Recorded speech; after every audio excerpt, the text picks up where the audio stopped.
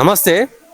గత కొద్ది రోజుల నుంచేలి నిరుద్యోగులు ఎదురుచూస్తున్న ఎస్ఐ కానిస్టేబుల్ పోస్టులకు సంబంధించి 7,000 పైచిలుకు పోస్టులకు గాను ఆర్థిక శాఖ ఆమోదం తెలిపినట్లు వార్తలు రావడం జరిగింది.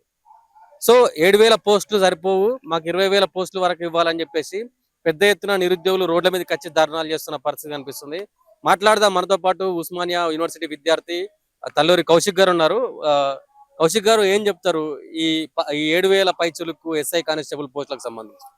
రేవంత్ రెడ్డి గారు ఏదైతే గతంలో ఒక ముఖ్యమైన మాట చెప్పాలి. ఎందుకని అంటున్నంటే, నిరుద్యోగులతో మాట్లాడేటప్పుడు రేవంత్ రెడ్డి గారు టీపీసీసీ ప్రెసిడెంట్ గా ఉన్నప్పుడు ఒక మాట అన్నారు. ఏదైతే కేసీఆర్ గారు ఉద్యోగం ఊడగొడితేనే నిరుద్యోగులకు ఉద్యోగం వస్తుందని చెప్పారు. ఆనాడు బస్సు యాత్ర చేశారు ఇదే నిరుద్యోగులు దేవుళ్ళు అని చెప్పేసిన రేవంత్ రెడ్డి గారు ఇదే నిరుద్యోగుల్ని ఈ రోజు ఎండిన దాగి చచ్చిపోమని చెప్పేసి ఒక బహిరంగ సభలో చెప్పారు. నేను రేవంత్ రెడ్డి గారిని అడుగుతున్నా, అదే ఎండ్రిని దాగి మీరు చచ్చిపోతే నిరుద్యోగులకి నిరుద్యోగులకి ఏదైతే వాళ్ళు పడే కష్టాలకి ఒక ఫుల్ స్టాప్ పడిద్దని నేను తెలియజేస్తున్నా రేవంత్ రెడ్డి గారు. నేను ఏమని అడుగుతున్నా అంటే రేవంత్ రెడ్డి గారిని, ఇదే జీవో నెంబర్ 46 గురించి మీరు ఏం మాట్లాడారని గతంలో అంశాలు నిరుద్యోగులకు తెలుసు. ఆ జీవో 46ని ఎందుకు రద్దు చేయట్లా? మీరు వచ్చినప్పుడు మంత్రి సంఘ ఉపసంఘ కమిటీని వేశారు. ఆ కమిటీ ఏం రిపోర్ట్ ఇచ్చింది? దాదాపు నేను అడుగుతున్నా, వయసు పెంచే జీవో ఇప్పుడు ఏమైంది? ఎక్స్పైర్డ్ అయిపోయింది. ఆ జీవోని పెంచమంటున్నారు. ఎస్ఐకి 38 సంవత్సరాలు పెంచమంటున్నారు, 36 సంవత్సరాలు పెంచమంటున్నారు. నువ్వు వచ్చిన తర్వాత జీవో వేయలేదు, ఎందుకని ఆ జీవోని పెంచట్లేదు?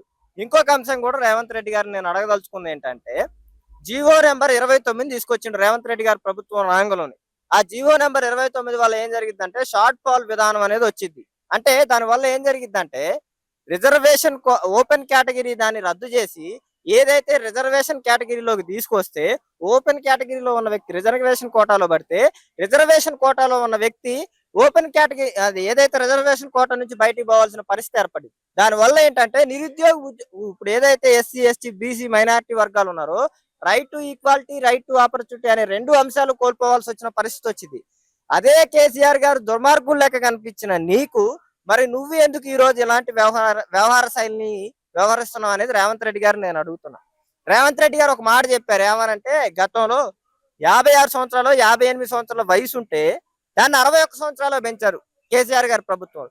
కానీ ఆ రోజు ఏమను, నిరుద్యోగుల గొంతు నులిమి ఇదే కేసీఆర్ గారు చంపేస్తున్నారు, ఆశల్ని ఆకాంక్షల్ని నిర్వీర్యం చేస్తున్నారని చెప్పారు. కానీ మీరు వచ్చిన తర్వాత అదే 61 సంవత్సరాల వయసుని 63 సంవత్సరాలు పెంచారు. మరి ఎందుకని పెంచారు? అంటే నిరుద్యోగుల పట్ల మీకు బాధ్యత లేదా? నిరుద్యోగ పట్ల ఎందుకు ఇలా వ్యవహరిస్తున్నారు? ఒక ఒక ఒక అంశాన్ని నేను ఇక్కడ చెప్పదలుచుకున్నా. ఏంటంటే, క్లిస్టర్ క్లియర్ గా ఏదో ఒక సభ జరుగుతున్నప్పుడు అతను మిడ్జర్లు దగ్గర నుంచి జడ్పీటీసీగా పోటీ చేశారు రేవంత్ రెడ్డి గారు. పోటీ చేసి ఏమంటారంటే, అక్కడ ఆయన మీద పోటీ చేసిన ఆయన ఓడిపోవటం వల్ల ఒక అవకాశాన్ని కోల్పోయినని చెప్పేసి, తన ప్రత్యర్థి మీద ఏదో ప్రేమ ఉన్నట్టు, నా వల్ల ప్రజలు లాభం పొందాలే తప్ప నష్ట పొందకూడదు, మన మంత్రి గారు ఎవరన్నా ఉంటే ఆయనకి మన ప్రభుత్వంలో ఏదన్నా పదవిని ఇవ్వమని చెప్పేసి అని అడుగుతుండ్రు. నేను ఏది నా వల్ల అక్కడ బాధపడితేనే నేను తట్టుకోలేను అంటున్నావు కదా, నీ వల్ల నిరుద్యోగులు బాధపడుతున్నారు, నీ వల్ల రైతులు బాధపడుతున్నారు, నీ వల్ల తెలంగాణ ప్రజలు బాధపడుతున్నారు. ఆ ముఖ్యమంత్రి పదవి ఏదో మా బట్టి విక్రమార్కకో లేకపోతే మా బలహీన వర్గాలకు సంబంధించిన వ్యక్తికో ఎవరికో ఒకళ్ళకి రాదు. ఈ బాధలన్నీ తప్పుతాయి కదా తెలంగాణ ప్రజలకి. నేను ఏమంటున్నా అంటే, రేవంత్ రెడ్డి గారు మీరు చర్చించండి. ఏ ఏ అంశాలు ఏం జరుగుతున్నాయి నిరుద్యోగుల పట్ల చర్చించండి, కూర్చోబెట్టండి, మాట్లాడండి. పాత డీజీపీ ఏమో 19,000 పోస్టులు ఖాళీ ఉన్నాయని చెప్తున్నారు. కొత్త డీజీపీ వచ్చినాయేమో 15,000 పోస్టులు ఖాళీ ఉన్నాయని చెప్తున్నారు. కానీ మీరు 7,200 వేసి ఏదైతే తెలంగాణ నిరుద్యోగుల జీవితాన్ని నిర్వీర్యం చేయటానికి, నిరుద్యోగుల్ని ఆత్మహత్యలు చేసుకునే విధంగా ప్రేరేపించడానికి తప్ప మీరు ఈ విధానాన్ని తీసుకురాలేదు. నేను అడుగుతున్నా, ఆ 7,200లో మన రాచకొండ హైదరాబాద్ కమిషనర్ పరిధిలోనే 2,500 3,000 పోస్టులు పోతాయి. మిగిలిన పోస్టులు జిల్లాల వారీగా వచ్చేసరికి SC reservation, ST, BC, minority, EWC, మళ్ళీ మహిళా కోటా 33% రిజర్వేషన్ ఉంది. ఆ రిజర్వేషన్ వస్తే ఒక్కొక్క జోన్ కి ఎన్ని పోస్టులు రావాలి? నేను ఇంకో అంశం కూడా అడుగుతున్నా. జీవో 46 తీసుకొచ్చారు. ఇప్పుడు ఒక ఉద్యోగి ఒకే టెస్ట్ రాస్తుండవు, ప్రభుత్వ ఉద్యోగి ఒకే టెస్ట్ రాస్తున్నప్పుడు ఆ ఉద్యోగి రాష్ట్రం అంతా ఉద్యోగం చేయాలి. కానీ జిల్లాల వారిగా విభజించి ఒక జిల్లాకి ఒక కట్ ఆఫ్ ఎందుకు పెడుతున్నారు? పోనీ మీరు అట్ట పెట్టారు, మరి ఆ జిల్లాకే పరిమితం చేయండి. ఇప్పుడు ఎస్ఐఓ పీసీగా అయిన తర్వాత అతన్ని మళ్ళీ తీసుకుపోయి మహబూబ్ నగర్ వేయటం, లేకపోతే హైదరాబాద్ పిలవటం, ఇదంతా ఎందుకు మరి? మీరు ఏదైతే ఒక జిల్లాకి పరిమితం చేసి ఏదైతే 126, 136 పెట్టారో ఆ విధానం వల్ల మరి ఒక జిల్లాకే పరిమితం చేయొచ్చు కదా. ఇట్లాంటి అంశాల మీద ఏమీ చర్చించకుండా, ఏమీ నిర్ణయాలు తీసుకోకుండా రాష్ట్ర ముఖ్యమంత్రి గారు ఎట్లా ఎట్లా తయారయ్యారంటే, ఆయనే చెప్తుండు ఒక హిట్లర్ లాగా తనకి నియంత స్వభావం పెరిగిపోయిందనేది నా అభిప్రాయం. ఎందుకని అంటున్నంటే, ప్రజల పట్ల ప్రేమ లేదు, ప్రజా సమస్యల పట్ల ప్రేమ లేదు, వ్యక్తుల పట్ల కూడా గౌరవం లేదు. అట్లాగా వ్యవహరించే ముఖ్యమంత్రి తెలంగాణకు అవసరమా? ఏమంటాడు? రైజింగ్ 2047 తెలంగాణని ప్రపంచ పట్టణంలో పెట్టాలంటాడు. తెలంగాణ యువత నిర్వీర్యమై ఆత్మహత్యలు చేసుకుని తాగుడికి, మందుకి, బానిసకి అలవాటు చేసే విధానంలో నువ్వు తీసుకుపోతే వాళ్ళు రైజింగ్ తెలంగాణకి ఎట్లా నిర్మాణం అయింది? వాళ్ళు ఏమన్నా నిరుద్యోగులు ఏమంటున్నారు? మిమ్మల్ని ఏమన్నా ఉచితంగా ఉద్యోగాలు ఇవ్వమంటున్నారా? ₹1 ఆస్తులు ఇవ్వమంటున్నారా? టెస్ట్ పెట్టండి నాయన, టెస్ట్ పెడితే మేము క్వాలిఫై అయ్యి చదువుకొని మార్కులు వస్తాయి అంటాడు. డిఎస్సి ఉంది, 35,000 పోస్టులు స్పెషల్ టీచర్ పోస్టులు వేయాలి. దాదాపు రాష్ట్ర ప్రభుత్వం వచ్చిన తర్వాత స్పెషల్ టీచర్ల పోస్టులే లేవు, అది రూలు. కానీ ఎందుకే ఇట్లా రాష్ట్ర ముఖ్యమంత్రి గారు అంగన్వాడీ పోస్టులు అంటాడు, అవన్నీ ఎందుకే ఇట్లా భర్తీ చేయట్లా?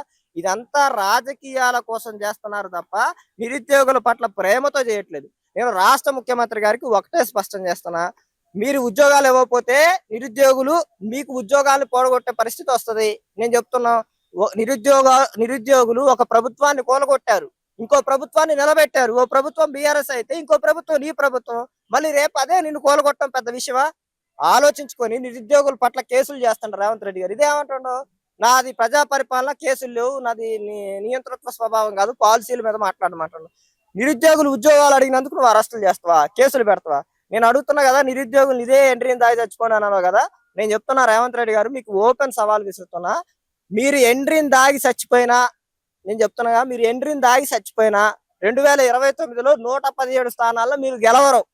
తెలంగాణ నిరుద్యోగులు ఆ బాధ్యతను తీసుకుంటారు, మిమ్మల్ని తెలంగాణ నేలలో బొంద పెడతారని తెలియజేసుకుంటున్నారు. అంటే ముఖ్యంగా ఎవరైనా సరే నిరుద్యోగులు ఉద్యోగాలు కావాలని ధర్నాలు చేస్తారు. కానీ నా ప్రభుత్వ హయాంలో ఉద్యోగాలు అవసరం లేదు అని చెప్పేసి ధర్నాలు చేస్తున్నారని మొన్న ఒక సభలో రేవంత్ రెడ్డి చెప్పడం జరిగింది. రేవంత్ రెడ్డి గారి మెదడులో ఏదన్నా పురుగు తిరుగుతుందనేది నాకు అర్థం కావట్లా, లేకపోతే ఇంటెలిజెన్స్ తప్పుడు రిపోర్ట్ ఇస్తుందా నాకు అర్థం కావట్లా. ఏది బల్మూరు వెంకట గారికి వాళ్ళకి ఉద్యోగాలు వచ్చినాయి కాబట్టి వాళ్ళు ఉద్యోగాలు వద్దని చెప్తున్నారేమో. నాకు తెలిసి బల్మూరు వెంకట గారు, రకరకాల అద్దంకి దయాకర్ గారు, వీళ్ళలాంటి వ్యక్తులకి ఉద్యోగాలు వచ్చేసరికి నిరుద్యోగులు ఉద్యోగాలు వద్దని చెప్పేసి అంట. ఎక్కడన్నా నిరుద్యోగులు ఉద్యోగాలు వద్దు అని ధర్నా చేసింది ఒక్కటైనా రేవంత్ రెడ్డి గారు చూపిస్తారా? సవాల్ విసురుతున్న రేవంత్ రెడ్డి గారికి అంటున్నా కదా, నేను సవాల్ విసురుతున్నా, ఎక్కడికైనా బహిరంగ చర్చకి అంటున్నా కదా. బీఆర్ఎస్ ప్రభుత్వాలతో నిరుద్యోగ నాయకుడిగా నిరుద్యోగాల సమస్యల పట్ల నేను సవాల్ విసురుతున్నా. ఏ నిరుద్యోగులు మీకు ఒక రికమెండేషన్ ఇచ్చారు ఉద్యోగాలను వేయొద్దని చెప్పేసి? ఇప్పుడు ఏమంటే 7,200 ఉద్యోగాలు ఇచ్చినా ఉద్యోగాలు వేయొద్దని ఇంకా ధర్నా చేస్తున్నారు అంటాడు. వాళ్ళు చెప్పేది ఏంటి? 19,000 నుంచి 20,000 ఉద్యోగాలు వేయండి రా నాయన అని ధర్నా చేస్తుంటే, నువ్వు వెయ్యొద్దని మాట్లాడుతుంటే నువ్వు ముఖ్యమంత్రివా లేకపోతే ఇంకేమనుకోవాలి? దిగజారుడు రాజకీయాలకి ప్రతీకగా అయిపోతుంది ఏదంటే తెలంగాణ. ఎందుకని అంటున్నంటే, ముఖ్యమంత్రి గారు వ్యవహరించే శైలి అలా ఉంది. అసలు జరిగింది ఏంటి? ఉద్యోగాలు వేయండి అని చెప్పారు, ఉద్యోగాలు పెంచండి అంటున్నారు. దాని మీద ఎందుకు సమీక్ష చేయట్లా? నువ్వు ఎందుకు డ్రాఫ్ట్? ఇప్పుడు ఒక కొత్త రాజకీయం తీసుకొచ్చిండు. మీరు ఆలోచన చేయాల్సింది ఏంటంటే, జిహెచ్ఎంసీ ఎలక్షన్స్, ఈ రెండు ఏదైతే మన ఎమ్మెల్సీ ఎలక్షన్స్ ఉన్నాయో వీటి మీద ఏమన్నా ప్రభావం పడిద్దామని ఫస్ట్ 5,000 ఉన్న పోస్టుకి 7,200 డ్రాఫ్టింగ్ పంపించి, టిఎల్ఆర్పిసి నుంచి ఏదో డ్రాఫ్టింగ్ పంపించి బోర్డు నుంచి, నేను సంతకం పెడుతున్నా, రేపు పెడుతున్నా, ఎల్లుండి పెడుతున్నా అంటాడు. ఈ ఉద్యోగం ఇప్పుడు ఈ ఎమ్మెల్సీ స్థానాల మీద పడదా? నిరుద్యోగులు దాని మీద ప్రభావం చూపరా? నిరుద్యోగ వ్యక్తులుగా ఏదైతే 50 లక్షలు 60 లక్షల ఓట్లు ఉన్న వ్యక్తులు దాని మీద ప్రభావం చేయరా? 50-60 లక్షలు ఎట్లా అంటున్నా? ఒక 10 లక్షల మంది నిరుద్యోగులు అప్లై చేశారని మీరే చెప్తున్నారు రిపోర్ట్లు. ఒక్కొక్క కుటుంబానికి 4 లేసుకున్న 40-50 లక్షల పైన అవుతున్నారు. మరి ఎందుకు ఆలోచించట్లా రేవంత్ రెడ్డి గారు? అంటే వీటన్నిటిని మసిబూసి మారేడికాయ చేసి ఏదైతే గ్రౌండ్ స్థాయిలోకి ఎక్కువ విస్తృత స్థాయిలో పోతుంటే, ముఖ్యమంత్రి దగ్గర పరిశీలన ఉంది, మీరు ఈ ధర్నాలు చేయొద్దు అని కన్సల్ట్ చేయడానికి రేవంత్ రెడ్డి గారు ఆడుతున్న డ్రామాలు ఇవ్వాలి. అంటే ఈ ఉద్యమం చల్లారిపోతే నేను అనుకున్న 7,200 వేయొచ్చు, నిరుద్యోగులు ఒప్పుకున్నారు, అందుకే నేను వేసేసిన అని చెప్పడానికి. నువ్వు సంవత్సరానికి 2 లక్షలు ఇస్తున్నావు అని చెప్పి నువ్వు జాబ్ క్యాలెండర్ ప్రకటించును, అసెంబ్లీలో లేచి ఏమన్నావు? ₹1 కూడా కోచింగ్ సెంటర్లకి ఇచ్చేదే లేదు. తెలంగాణ ప్రజలు రక్తం తాగుతున్నారు, నా దగ్గరకు వచ్చి కోచింగ్ సెంటర్లో ఉద్యోగాలను వాయిదా వేయమని. నేను వెయ్యను వాయిదా, ఉక్కు పాదం మోపుతా అంట. ఆ ఉక్కు పాదం పెట్టిపోయింది, మరి ఆ నిరుద్యోగుల జాబ్ క్యాలెండర్ ఏమైపోయింది? బట్టి విక్రమార్క గారు లేచి ఇది చారిత్రాత్మకమైన నిర్ణయం అని చెప్పిండు. అంటే నిరుద్యోగులు మోసం చేయటం ఒక చారిత్రాత్మకమైన నిర్ణయం అని ఇక్కడ కనపడుతుంది. ఆలోచన చేసి ఇప్పుడు నేను ఏమంటున్నంటే ఉస్మానియా యూనివర్సిటీకి వచ్చే ముందు వారం రోజులు బ్యానర్ ఐటమ్స్ లో రాపించండి ముఖ్యమంత్రి గారు. ఏమని? ఉస్మానియా వేదికగా జాబ్ క్యాలెండర్ రిలీజ్ చేయబోతున్నామని. ఉస్మానియా అయిపోయింది, మళ్ళీ ఎస్సీ వర్గీకరణ అడ్డం పెట్టుకున్నారు, అందుకే జాబ్ ఎస్సీ వర్గీకరణ కూడా అయిపోయింది. మరి ఎందుకు ఇట్లా ఇంకా జాబు క్యాలెండర్? నువ్వు ఎన్ని ఉద్యోగాలు ఖాళీ ఉన్నాయి, ఎప్పుడు ఇస్తావు, ఏంటని ప్రాతిపదిక నువ్వే కదా చెప్పింది. మేము చెప్పలేదు కదా. మాట తప్పం మడమ తెప్పం, ఇచ్చిన మాట మీద నికార్సుగా నిలబడతా, నేను ఎన్ని రోజులు పదవుల్లో ఉన్నానని కాదు, నేను ఇచ్చిన మాట నిలబెట్టుకోవటం నా ధ్యేయం అన్నావు కదా. మరి ఏడ నిలబెట్టుకున్నావు? నువ్వు అబద్ధాలకు ప్రతీకం అయిపోయినావు రేవంత్ రెడ్డి గారు, నువ్వు మోసాలకు ప్రతీకం అయిపోయినావు, నిరుద్యోగుల్ని ప్రజల్ని వంచడానికి ఒక ప్రతీకగా నువ్వు నిలబడిపోయినావు. నువ్వు అంటున్నావు కదా భారత రాష్ట్ర సమితికి దేవుడు వరం ఇచ్చినట్టు, వరం ఇస్తే మీ నిజం చెప్తే మీ తలకాయ 1000 ముక్కలు అయింది అన్నట్టు మీ మంత్రులు మీకు కూడా దేవుడు వరం ఇచ్చిండు. ఏమని? మీరు ఒకవేళ నిజం చెప్తే మీ తలకాయ 1000 ముక్కలు అయిద్దని. ఎట్లా అంటున్నంటే ఏది ఆ 70,000 ఉద్యోగాలు ఇచ్చినవంటాం, లేకపోతే నిరుద్యోగులు ఉద్యోగాలు వేయొద్దు అంటాం, లేకపోతే 7,200 ఉద్యోగాలు చాలంటాం. ఇవన్నీ నువ్వు నీ లెక్కే. ఏదైతే నువ్వు అంటున్నావు కదా మీకు కూడా దేవుడు వరం ఇచ్చిండు, వరము శాపం రెండు ఇచ్చిండు. ఏంటి? నువ్వు నిజం చెప్పొద్దురా నాయన, నువ్వు నిజం చెప్తే నీ తలకాయ 1000 ముక్కలు అయిద్ది అన్నట్టు. మీ మంత్రులు కూడా అదే చెప్తున్నారు. దయచేసి రేవంత్ రెడ్డి గారికి ఒకటే విజ్ఞప్తి చేస్తున్నా, తెలంగాణ నిరుద్యోగుల పట్ల ప్రేమతో దయచేసి మీరు ఆలోచన చేసి మీరు నిరుద్యోగుల ఆకాంక్షల్ని మళ్ళీ మీరు ఏదైతే మీకోసం పోరాటం చేసి నిరుద్యోగులు ఉన్నారో వాళ్ళ ఆకాంక్షలను నెరవేర్చే విధంగా కొద్దిగా చర్చలు చేసి ఆ ఉద్యోగ పోస్టులు 14,000 నుంచి 19,000, 14,000 నుంచి కానీ 19,000 వరకు వేయవలసిందిగా రాష్ట్ర ముఖ్యమంత్రి గారిని విజ్ఞప్తి చేస్తున్నా. జీవో నెంబర్ 46, 29 అంశాల మీద కూడా చర్చ జరపాలి, డిఎస్సి అంశాల మీద కూడా చర్చలు జరపాలని రాష్ట్ర ముఖ్యమంత్రి గారికి విజ్ఞప్తి చేస్తున్నా.